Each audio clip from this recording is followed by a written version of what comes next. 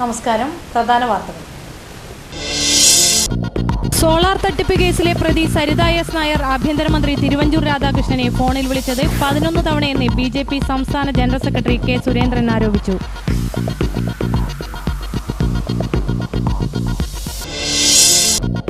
ആഡംബര ജീവിതം നയിക്കാൻ ദമ്പതിമാർ 2 മക്കളെ 1,60,000 രൂപയ്ക്ക് വിറ്റു.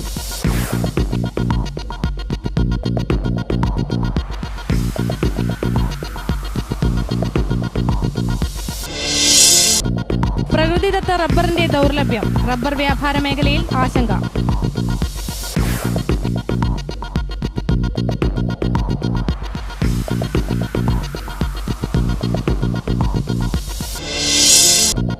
സോളാർ തട്ടിപ്പ്, മുഖ്യമന്ത്രി രാജിവെക്കണമെന്നാവശ്യപ്പെട്ട് LDF നേതൃത്വത്തിൽ താലൂക്ക് ഓഫീസിലേക്ക് മാർച്ച് നടത്തി.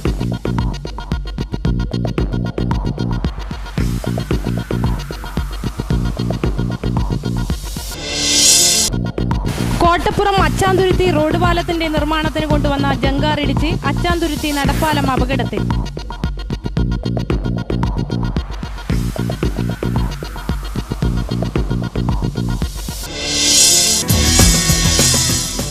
വാർത്തകൾ വിശദമായി. സോളാർ തട്ടിപ്പ്, മുഖ്യമന്ത്രി രാജിവെക്കണമെന്നാവശ്യപ്പെട്ട് LDF നേതൃത്വത്തിൽ കാഞ്ഞങ്ങാട് താലൂക്ക് ഓഫീസിലേക്ക് മാർച്ച് നടത്തി. E. ചന്ദ്രശേഖരൻ MLA മാർച്ച് ഉദ്ഘാടനം ചെയ്തു.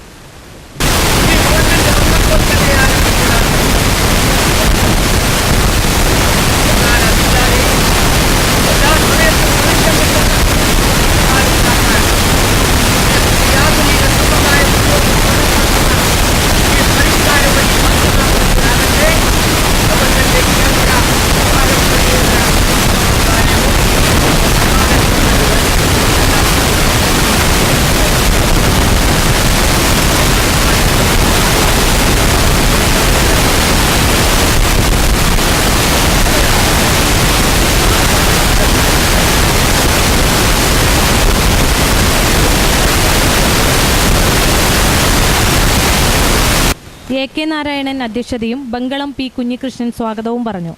Advocate P. Appukuttan, KV Krishnan, T. Koran, M. Poklan, KS Kuriakose, A. Damodaran എന്നിവർ പ്രസംഗിച്ചു. കോട്ടപ്പുറം അച്ചാന്തുരുത്തി റോഡ് പാലത്തിന്റെ നിർമ്മാണത്തിനായി കൊണ്ടുവന്ന ജങ്കാർ ഇടിച്ച് അച്ചാന്തുരുത്തി നടപ്പാലം അപകടത്തിലായി. ബുധനാഴ്ച രാത്രി 9:30ഓടെയാണ് സംഭവം. ശക്തമായ ഒഴുക്കിൽ ജങ്കാർ നടപ്പാലത്തിൽ വന്നിടിച്ചതാണ് പാലം അപകടത്തിലാവാൻ കാരണമായത്. കാഞ്ഞങ്ങാട് നിന്ന് അഗ്നിശമന സേന എത്തി നടപ്പാലത്തിൽ കുടുങ്ങിയ ജങ്കാർ നീക്കം ചെയ്യാൻ ശ്രമിച്ചെങ്കിലും സാധിച്ചില്ല. വ്യാഴാഴ്ച രാവിലെയാണ് ജങ്കാർ നീക്കം ചെയ്തത്. K. കുഞ്ഞിരാമൻ MLA, നീലേശ്വരം നഗരസഭാ chairperson V. Gauri, Karunakaran MP, councillor Parambath Ibrahim, Rafeeq Kottappuram, Cheruvathur panchayat president C. Karthiyayani, തഹസിൽദാർ YMC Sukumaran, Cheruvathur village officer Vinod, Nileshwaram village officer Murali, sub collector Venkiteshapathi IAS തുടങ്ങിയവർ സ്ഥലം സന്ദർശിച്ചു.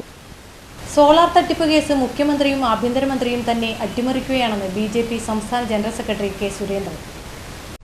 ആഭ്യന്തരമന്ത്രി തിരുവഞ്ചൂർ രാധാകൃഷ്ണനെ സരിത നായർ നിരവധി തവണ ഫോണിൽ ബന്ധപ്പെട്ടിട്ടുണ്ട്. സരിത നായരുടെ ഫോണിലേക്ക് തിരുവഞ്ചൂർ രാധാകൃഷ്ണന്റെ ഫോണിൽ നിന്നും മെയ് 23-ാം തീയതി വിളിച്ചിട്ടുണ്ട്. ഇത് സോളാർ തട്ടിപ്പ് കേസുമായി ബന്ധപ്പെട്ട് സരിതയെ പോലീസ് തെരയുന്ന വേളയിലാണ്. എന്തിനാണ് സരിത നായരെ വിളിച്ചതെന്ന് ആഭ്യന്തരമന്ത്രി വെളിപ്പെടുത്തണമെന്നും സുരേന്ദ്രൻ ആവശ്യപ്പെട്ടു. സരിത നായരെ പോലീസ് തെരഞ്ഞുകൊണ്ടിരിക്കുന്ന സന്ദർഭത്തിൽ പല പോലീസ് സ്റ്റേഷനുകളിൽ പരാതി ലഭിച്ചു. ഈ കേസിന്റെ വിശദാംശങ്ങൾ പുറത്തു വന്നു. സരിത നായരെ പോലീസ് എവിടെയാണെന്ന് തെരഞ്ഞുകൊണ്ടിരിക്കുന്ന സന്ദർഭത്തിലാണ് മെയ് 23-ാം തീയതി രാവിലെ 11:05 സംസ്ഥാനത്തിന്റെ ആഭ്യന്തര വകുപ്പ് മന്ത്രി അദ്ദേഹത്തിന്റെ ടെലിഫോൺ നമ്പറായിട്ടുള്ള 9447018116 നിന്ന് 9446735555 എന്ന സരിത നായരുടെ പേഴ്സണൽ നമ്പറിലേക്ക് 168 സെക്കൻഡ് സമയം സംസാരിക്കുന്നു. അതായത് കേരള പോലീസ് സരിത നായരെ അന്വേഷിച്ചു കൊണ്ടിരിക്കുന്ന സന്ദർഭത്തിൽ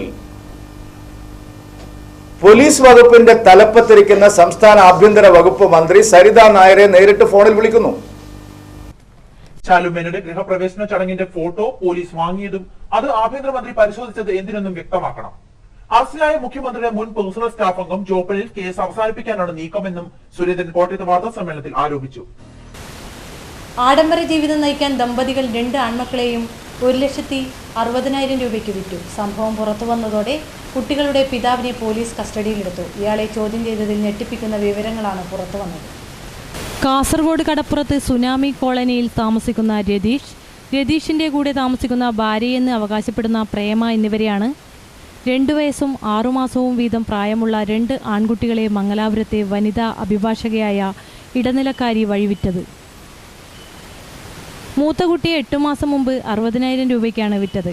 6 മാസം പ്രായമായ രണ്ടാമത്തെ കുഞ്ഞിനെ 2 ആഴ്ച മുമ്പ് 1,00,000 രൂപയ്ക്ക് അഭിഭാഷക മുഖാന്തരം മംഗലാപുരത്ത് വിൽക്കുകയായിരുന്നുവെന്നാണ് പോലീസിന് ലഭിച്ച വിവരം. ഈ കുട്ടി കർണാടക ഉടുപ്പിയിലെ ഒരു വീട്ടിലുണ്ടെന്ന് സ്ഥിരീകരിച്ചിട്ടുണ്ട്. കുട്ടിയെ ഉടൻ കസ്റ്റഡിയിലെടുക്കാൻ കഴിയുമെന്നാണ് പോലീസിൻ്റെ പ്രതീക്ഷ. അതേസമയം മൂത്ത കുട്ടിയെക്കുറിച്ച് കൂടുതൽ വിവരങ്ങൾ പോലീസിന് ലഭിച്ചിട്ടില്ല. നേരത്തെ മത്സ്യബന്ധന തൊഴിലാളിയായിരുന്ന രതീഷ് ആ ജോലി ഉപേക്ഷിച്ച് ഹോട്ടലിലും മറ്റും ജോലി ചെയ്തു വരികയായിരുന്നു. ഇയാൾക്ക് ഭാര്യയും 2 മക്കളുമുണ്ട്. ഇവരെ ഉപേക്ഷിച്ച ശേഷം അന്യജാതിയിൽപ്പെട്ട പ്രേമയുമായി രതീഷ് അടുക്കുകയായിരുന്നു. നേരത്തെ വിവാഹിതയായ പ്രേമയ്ക്ക് 3 മക്കളുണ്ട്.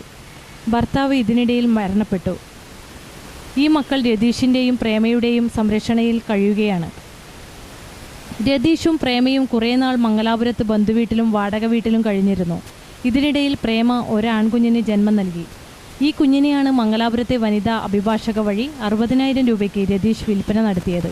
സംഭവം പുറത്തറിയാതിരിക്കാൻ രതീഷ് പ്രേമയെയും കൂട്ടി മുംബൈയിലേക്ക് ചെല്ലുകയും കുറച്ചു ദിവസം അവിടെ താമസിച്ച ശേഷം പ്രേമയെ നഗരത്തിൽ ഉപേക്ഷിച്ച് നാട്ടിലേക്ക് മുങ്ങുകയും ചെയ്തിരുന്നു. ആഴ്ചകൾക്ക് ശേഷം പ്രേമ തനിച്ച് നാട്ടിൽ മടങ്ങിയെത്തി. കുട്ടിയെക്കുറിച്ച് ബന്ധുക്കളും അയൽവാസികളും അന്വേഷിച്ചപ്പോൾ കുട്ടി മരിച്ചുവെന്നാണ് ഇരുവരും പറഞ്ഞു ധരിപ്പിച്ചത്. എന്നാൽ കുട്ടി ജീവിച്ചിരിപ്പുണ്ടെന്നാണ് പോലീസിന് ലഭിച്ച വിവരം. ഈ കുഞ്ഞിനെ മംഗലാപുരത്തെ ഒരു കുടുംബം നിയമപ്രകാരം ദത്തെടുത്തിരുന്നുവെന്ന് സൂചനയുണ്ടെങ്കിലും പോലീസ് വിശ്വസിക്കുന്നില്ല. ഇതിനിടയിൽ പ്രേമ 6 മാസം മുമ്പ് മറ്റൊരു പെൺകുഞ്ഞിനും ജന്മം നൽകി. 2 ആഴ്ച മുമ്പ് ഈ കുഞ്ഞിനെ 1,00,000 രൂപയ്ക്ക് മംഗലാപുരത്തെ വനിതാ അഭിഭാഷക വഴി ഉടുപ്പിയിലെ ഒരാൾക്ക് വിറ്റുവെന്നാണ് അന്വേഷണത്തിൽ സൂചന ലഭിച്ചത്. കാസർഗോഡ് CI CK സുനിൽകുമാർ, വനിതാ SI സുധ എന്നിവർക്ക് ലഭിച്ച രഹസ്യ വിവരത്തിൻ്റെ അടിസ്ഥാനത്തിലാണ് സമൂഹ മനസാക്ഷിയെ ഞെട്ടിക്കുന്ന സംഭവം പുറംലോകമറിഞ്ഞത്.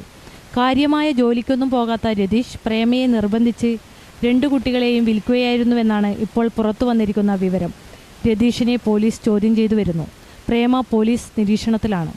ഇടനിലക്കാരിയായ വനിതാ അഭിഭാഷകയും കുട്ടികളെ വിലക്കെടുത്തവരെയും പോലീസ് ചോദ്യം ചെയ്യും.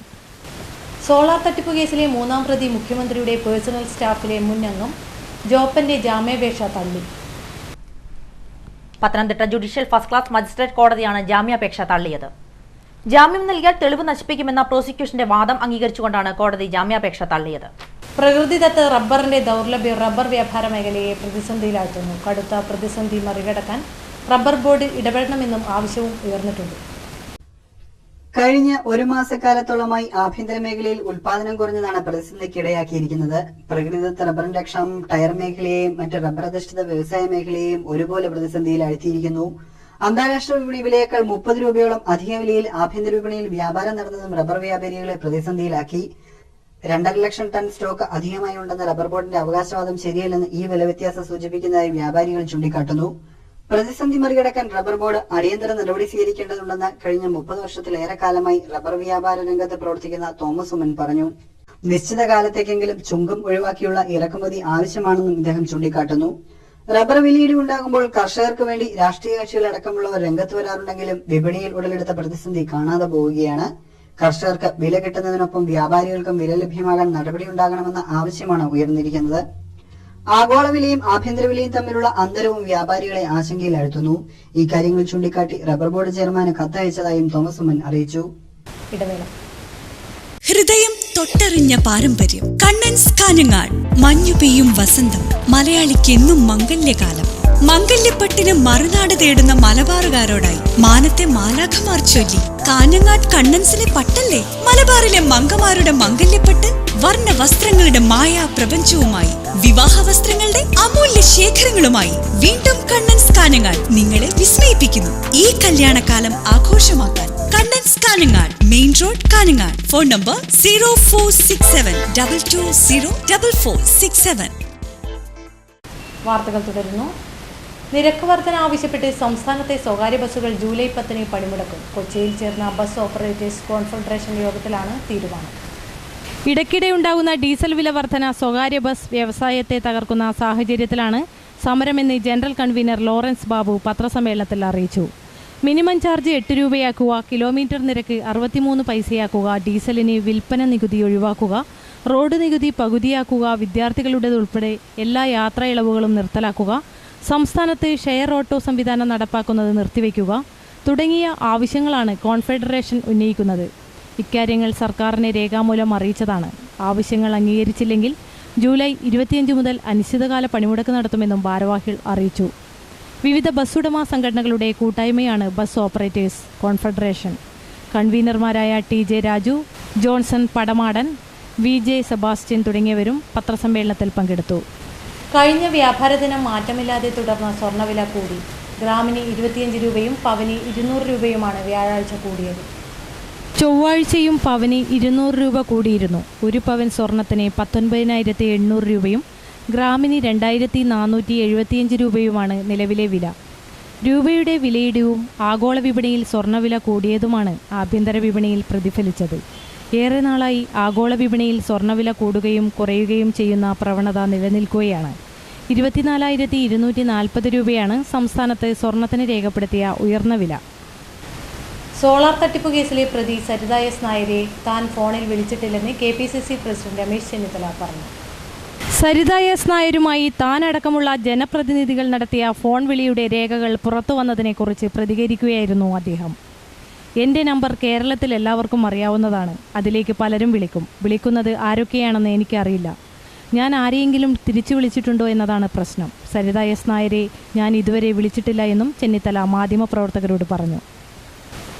ദുബായ് കൈരളി കലാകേന്ദ്രം കാഞ്ഞങ്ങാട് പ്രസ് ഫോറത്തിൻ്റെയും പടന്നക്കാട് ലയൺസ് ക്ലബിൻ്റെയും സഹകരണത്തോടെ നടപ്പാക്കുന്ന ഗിഫ്റ്റ് എ ലൈഫ് പദ്ധതിയുടെ ഭാഗമായി 7-ന് കാഞ്ഞങ്ങാട് വ്യാപാരഭവനിൽ നടക്കുന്ന അവയവദാന ബോധവൽക്കരണ സെമിനാറിൻ്റെയും വൃക്കരോഗ പരിശോധന ക്യാമ്പിൻ്റെയും ഒരുക്കങ്ങൾ പൂർത്തിയായതായി ഭാരവാഹികൾ വാർത്താസമ്മേളനത്തിൽ അറിയിച്ചു. കൈരളി കലാകേന്ദ്രം ദുബായിൽ മാത്രം കാരുണ്യ പ്രവർത്തനങ്ങൾ ചെയ്യുകയും അതുപോലെ ഒത്തിരി മലയാളികൾക്ക് നമുക്ക് ആർക്കും ചിന്തിക്കാൻ പോലും പറ്റാത്ത രീതിയിലുള്ള സർവീസുകൾ ദുബായ് കൈരളി കലാകേന്ദ്രം ദുബായിൽ വെച്ച് ചെയ്യാറുണ്ട്. അതുപോലെ കേരളത്തിൽ നമ്മുടെ മലയാളികൾക്ക് പ്രചോദനമാകുന്ന രീതിയിൽ നമ്മുടെ മലയാളികൾക്ക് കൂടി അവരുടെ കാരുണ്യത്തിൻ്റെ ഒരു കൈത്താങ്ങായി വരുന്നു എന്ന് കേട്ടതിൽ തന്നെ കൈരളി കലാകേന്ദ്രത്തിനോട് ഞങ്ങൾ ലയൺസ് ക്ലബിൻ്റെ പേരിൽ ഞാൻ ആദ്യമായി നന്ദി പറയാം. വൈകിട്ട് 4-ന് മുൻമന്ത്രി PK ശ്രീമതി ടീച്ചർ ഉദ്ഘാടനം ചെയ്യും. ചടങ്ങിൽ Dubai Kairali Kalakendram president E Balakrishnan Nambiar അധ്യക്ഷനാവും. K കുഞ്ഞിരാമൻ MLA മുഖ്യ അതിഥിയാവും. E Chandrasekharan MLA health card വിതരണം ചെയ്യും. സ്വന്തം വൃക്കദാനം ചെയ്ത് മാതൃക കാട്ടിയ Thrissur Shanti medical information centre director Uma Preman അവയവദാന ബോധവൽക്കരണവും ജീവിതശൈലി രോഗങ്ങളെക്കുറിച്ച് മുഖ്യപ്രഭാഷണം നടത്തും. മാധോത്ത് ശ്രീ മഹാവിഷ്ണു ക്ഷേത്രത്തിൽ കർക്കിടക മാസം ജൂലൈ 17 മുതൽ ഓഗസ്റ്റ് 16 വരെ രാമായണ മാസമായി ആചരിക്കുന്നു. ഇതോടനുബന്ധിച്ച് എല്ലാ ദിവസവും രാവിലെ ഗണപതി ഹോമവും വൈകുന്നേരം രാമായണ പാരായണവും നടക്കും. ഭക്തജനങ്ങൾക്ക് അവരവരുടെ ജന്മനക്ഷത്ര നാളുകളിൽ ഗണപതി ഹോമവും നടത്താവുന്നതാണ്. പ്രധാന വാർത്തകൾ ഒരിക്കൽ കൂടി. സോളാർ തട്ടിപ്പ് കേസിലെ പ്രതി സരിത എസ് നായർ ആഭ്യന്തരമന്ത്രി തിരുവഞ്ചൂർ രാധാകൃഷ്ണനെ ഫോണിൽ വിളിച്ചത് 11 തവണയെന്ന് BJP സംസ്ഥാന ജനറൽ സെക്രട്ടറി K സുരേന്ദ്രൻ ആരോപിച്ചു.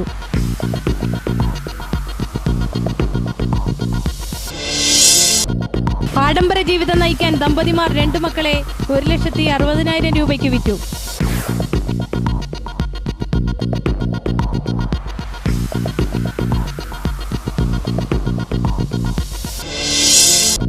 പ്രകൃതിദത്ത റബ്ബറിന്റെ ദൗർലഭ്യം, റബ്ബർ വ്യാപാര മേഖലയിൽ ആശങ്ക.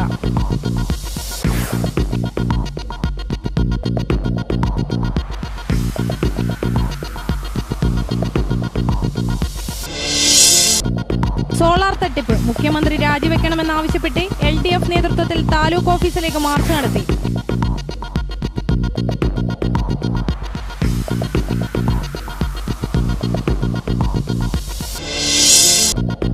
കോട്ടപ്പുറം അച്ചാന്തുരുത്തി റോഡ് പാലത്തിന്റെ നിർമ്മാണത്തിന് കൊണ്ടുവന്ന ജങ്കാർ ഇടിച്ച് അച്ചാന്തുരുത്തി നടപ്പാലം അപകടത്തിൽ.